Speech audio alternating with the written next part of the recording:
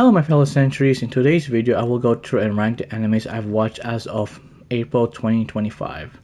Similarly to my past recaps linked in the description, I will not talk about any spoilers, but rather what I like and dislike and how I feel towards each of them. Please keep in mind all I say are just my personal thoughts and opinions, and please feel free to share your thoughts on the comments below. Without further ado, let's begin. Coming in my 7th place for this month I have Gantz. Gantz is a really unique and gory anime that has a lot of twists and turns. Its mature themes and intense scenes are two of the most compelling reasons that I keep watching. Another intriguing aspect of this anime is its moral complexity, which adds some sort of depth to the overall narrative. The action for its time is pretty good, always leaving me on the edge of my seat. My only biggest complaint for this anime is it's so messy. Like in terms of the episode's order and the pacing of each of the mini arcs of the anime, I have to look up the right order to watch them at all. It is like putting in like a save code to unlock a safe, if that makes sense. Like I have to go to season 2 episode 3 and come back to season 1 episode 13 and work myself backwards just to watch them in chronological order. Confusing? I agree. No idea why this is even a thing. This is the first and hopefully the last time I have to do something like this, because this is just a weird experience and frustrating as well. However, the premise and plot is there. It's a shame that this anime didn't go for long despite the frustrating messy episodes. I was keen to where the story is going to head anyway. This anime gets B- in my book.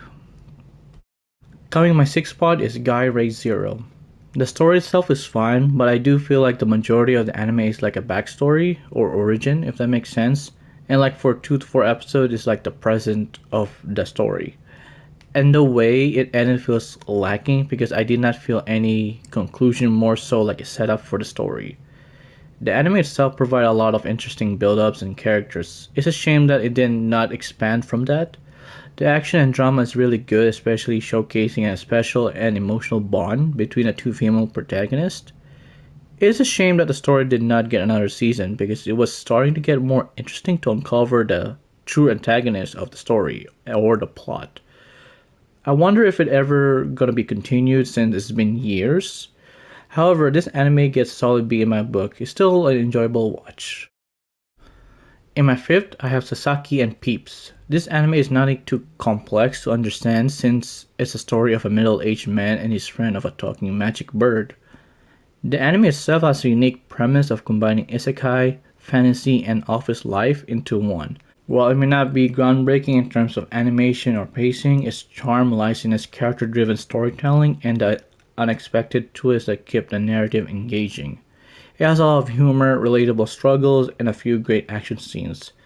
The pacing does feel drawn out at times, but the characters and their dynamics with one another makes up for it.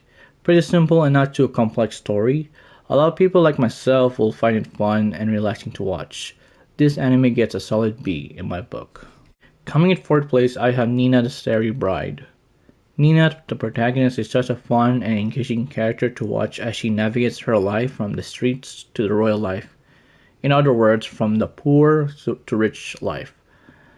She is so funny and charismatic to watch. She is just a bundle of joy every episode. The anime features a solid world building with inspiration from the Middle Eastern cultures, which is pretty cool to see. From the architecture, clothing, and society structures, it helps add authenticity and immersion to the story, which is commendable. The relationship between Nina and the two princes, each with their own complex and intriguing backgrounds, are portrayed really nicely and well paced, giving enough time for each of their individual growth to one another, and giving me and the viewers time to learn more about the princess and each of their dynamic and upbringing, and the relationship with Nina separately.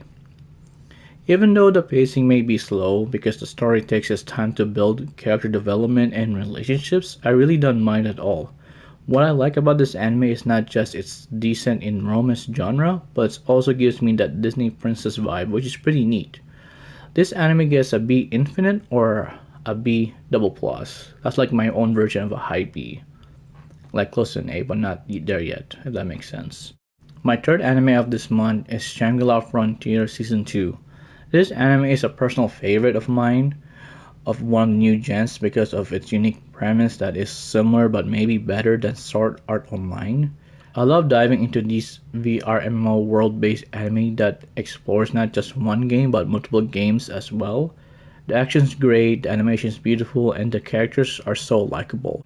My only complaint is the pacing. I feel like there was a bit too long in one fight than it should be, and where it end up for the season feels like the whole season is just a pre-season of the following season.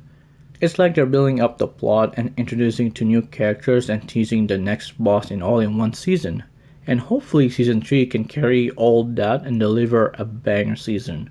I still love this season because it's all building up to a really big showdown that I cannot wait to see. Beside that, this season is still good despite its flaws. I would still give the season a solid A.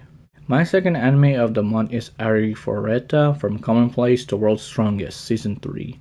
This season was really intriguing because of a few big changes in terms of relationship, event stories, and group dynamics.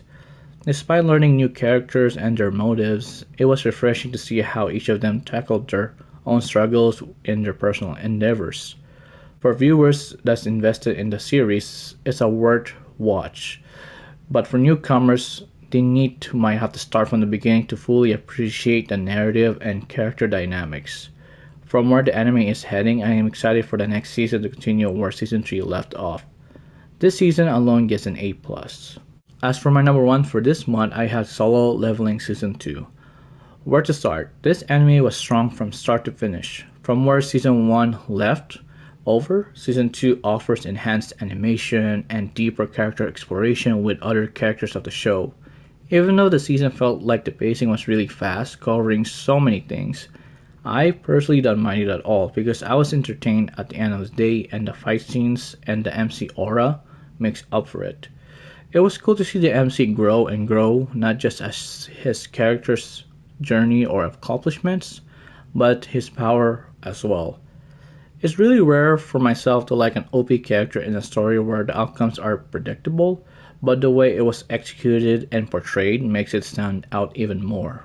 Because story like this is only good if the MC is likable, the girls are hot and stunning, and the execution of the fights and slash or display of power is impressive.